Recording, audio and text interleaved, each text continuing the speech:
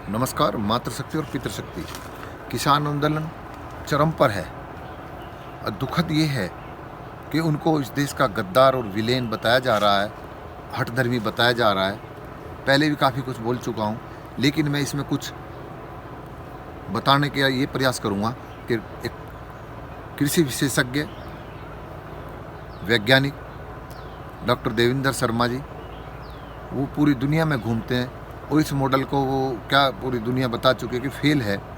30 साल पहले से ये अमेरिका में या अन्य अन्य जगह पर चल रहा है और जब से चल रहा है वहाँ के किसानों को उसकी लागत का या जो मूल्य वो पहले लेता था उससे कम ही मिल रहा है और सरकारों को उनके ज़िंदा रखने की सब्सिडी दी जा रही है।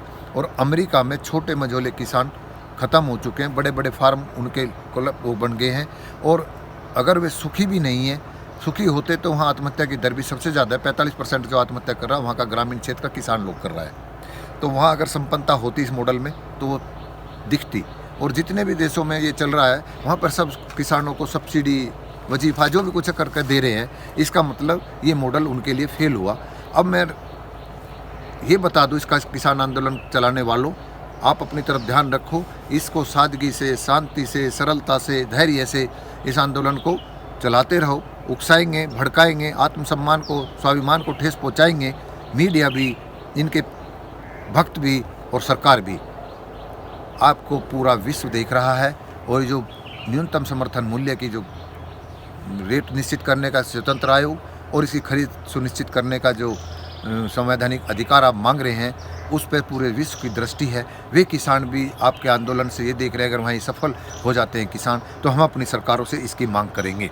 तो आपका नैतिक और जिम्मेदारी भी बनती है और आप एक ऐतिहासिक कार्य करने जा रहे हैं तो इसमें बड़े धैर्य से काम लें। ये मैं नहीं बोल रहा हूँ, सभी विशेषज्ञ बोल रहे हैं। और इसका ऐसे मान लीजिए कि अगर इतना ये बढ़िया होता, कंपनियों को फ़ायदा हो रहा है, इसमें किसानों को नुकसान हो रहा है, वहाँ पर जाए मॉडल चल रहा है। हमारे देश में भी बिना मॉडल के भी हम लोग, हमारे किसान आत्महत्या कर रहे हैं। वहाँ भारी सब्सिडी देने के बावजूद भी आत्महत्या कर रहे हैं। हमारे यहाँ औसतन 15 या 17 हज़ार रुपये सालाना सब्सिडी आती है किसान के पास। वहाँ पर लाखों में किसान को सब्सिडी मिलने के बाद भी वे परेशान हैं। और कंपनियों को कैसे, जैसे नेस्ले का एक आंकड़ा दिया है कि 102 बिलियन डॉलर नेस्ले को पिछले उसमें प्रॉफिट हुआ है और किसान को जिसने उसको उत्पाद किया है उसको 1.3 यानी कि 1% भी उसको उसका मूल्य नहीं मिला है। यानी कि उसने कितना भारी प्रॉफिट कमाया कि उस किसान को जो उत्पाद करता है उसको नहीं मिला है। सेम पोजीशन अन्य उत्पाद में भी है। एक ये आरोप लगाते हैं, इनका झूठ पंडी के जब इनके पकड़ में आ जाते हैं, बैकफुट पर आ जाते हैं गद्दार और बता करके, फिर ये कहते हैं कि पंजाब के जो किसान कनाडा में हैं वहाँ का जो सरकार है या वे नैतिक समर्थन कर रहे हैं। और मनमोहन सिंह की प्रधानमंत्री के दौरान वहाँ जो बड़े बड़े फार्म हाउस किसानों ने लिए पंजाब के खास तौर से, वो वहाँ पर दलहन तिलहन का उपज करते थे ऑस्ट्रेलिया कनाडा में। और वो वहाँ से जो हमारे यहाँ आयात होता था दलहन तिलहन, वो उसकी वजह से महंगा खरीद रहे थे और सरकार महंगाई की बढ़ने की वजह से तराम तराम होती थी। इन्होंने उस आयात को रोक दिया और उस वजह से वो वहाँ के किसान बिल बिला रहे हैं। अरे मूर्खों और मक्कारों, ये जो किसान अगर यहाँ से कोई गया बेस्ट ऑप्शन के लिए, आप सर्विस में जाते हो, बिजनेस कर, सुरक्षित बिजनेस करते हो, कहीं भी जा रहे हो, बिजनेसमैन तो अब गद्दारी नहीं कर रहा देश के साथ, उसे गद्दार बता रहे हैं। उसे वहाँ ऑप्शन मिला खेती करने का, वहाँ की सरकार ने प्रोत्साहन दिया, तिलहन दलहन को अब खेती करी। हमारी सरकार ने आयात किया क्योंकि यहाँ पर उसका वाजिब दाम नहीं मिल रहा था, इसलिए उसे बोना बंद कर दिया था। अब आपने उसको आयात बंद करके यहाँ किसान को प्रोत्साहित किया कि आप इस तिलहन दलहन का उपयोग करिए, उत्पाद करिए, हम आपको MSP देंगे, न्यूनतम समर्थन मूल्य आपको देंगे। उस आकर्षण में यहाँ पर किसानों ने उसे बोया और उसका अब हम आत्मनिर्भर हो गए। जो MSP आपने घोषित की, आप कितना झूठ बोलते हैं। 3 फसलों का सबको पता है कि गन्ना, धान, गेहूँ, ये करीब करीब किसान की फसल MSP में बिक जाती है, 70-80% मान लीजिए। बाकी फसल जो आप कहते हो हमने 23 फसलों को MSP में लगा दिया है। अरे भैया, लाने का फ़ायदा क्या हुआ कि आपने वहाँ से 250-300 रुपये की दाल यहाँ खरीदी है 350 रुपये की, और आपने आयात रोके, यहाँ के लोगों को उत्पाद के लिए प्रोत्साहित किया और उत्पाद में वो सफल भी हुए। लेकिन आपने उनकी फसल का वाजिब दाम दिया क्या? MSP जो आप कहते हो डींग हाँक रहे हो, झूठ बोल रहे हो देश के सामने और किसानों को झूठा बता रहे हो। उसकी दाल जो 6500 रुपये है, 7200 रुपये, वो 2800 रुपये, 3200 रुपये बिक रही है। तो मर नहीं रहा। आप क्या गद्दारी करो? 65 रुपये किलो दाल अगर वहाँ से आप 250 रुपये की वहाँ से आयात कर रहे थे, तो यहाँ कम से कम उसको 50 रुपये 60 रुपये जो आपने MSP घोषित किया उस पर तो खरीद तो सुनिश्चित करते ना। उस पर आप 20-30 रुपये मार्जिन लेके किसान उपभोक्ता का देते ना। तो आप इसका मतलब ये है कि बिजनेस दूसरे का शोषण करके, बेवकूफ़ बना के, मजबूरी का फ़ायदा उठा करके जो पूरी दुनिया बिजनेस के मॉडल पे चलती है उसको आप प्रोत्साहित कर रहे हैं।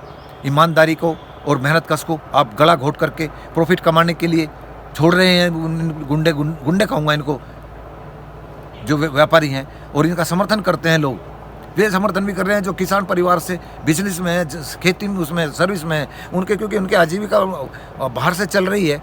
वे झूठ सच बोलते हैं। किसान एक सीधा सच्चा चलता है, उन्हीं के खिलाफ हमारा ही वर्ग हो रहा है, कुतर्क करते हैं। तो मेरे देश के वासियों समझ लो, सरकार झूठ बोल रही है, ये मॉडल फेल हो चुका है। जब तक किसान को उसकी फसल का न्यूनतम मांग रहा है, वो लाभकारी मूल्य नहीं मांग रहा, जो उसकी लागत और मेहनत और किसान की ज़मीन का रेंट आप लगा करके उसको खरीद सुनिश्चित कर दीजिए। कॉन्ट्रैक्ट फार्मिंग में जो इनके ओल झोल है, जो आप खुद ही मान रहे हैं कि ये गलती हो गई है, उनको संशोधन कर लेंगे।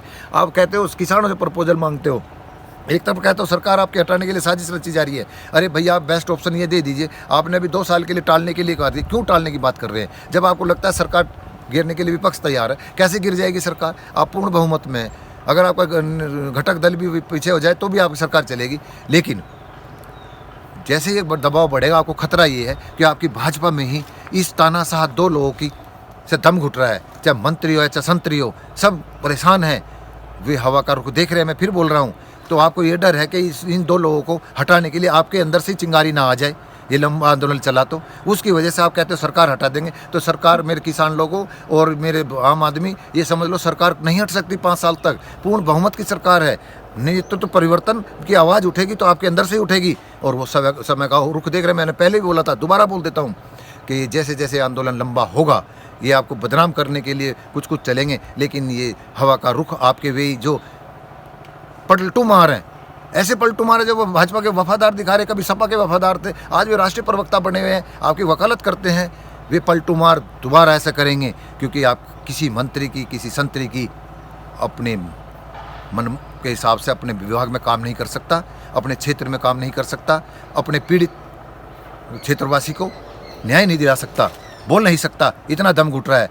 तो समय की मांग है, धीरे धीरे ये रखिए। इनके झूठ में मत जाइए कि सरकार बदलने की प्रयास करे, ये सारा झूठ है। सरकार नहीं गिर सकती, केवल नेतृत्व परिवर्तन की बात होगी और वो भाजपा से ही होनी है। ये आंदोलन चले धीरे से, शांति से। तो 26 तारीख को शांति से आंदोलन को चलाना, परेड करना, लेकिन इसको पूरा विश्व आपको देख रहा है। कोई भी उतावलापन नहीं दिखाना है। अगर आपके आंदोलन में कोई उतावले आ जाते हैं, उनको धराशायी करिए, प्लेटफार्म को यूज मत करने दीजिए, संदिग्ध को तुरंत पकड़ करके सरकार के हवाले करिए।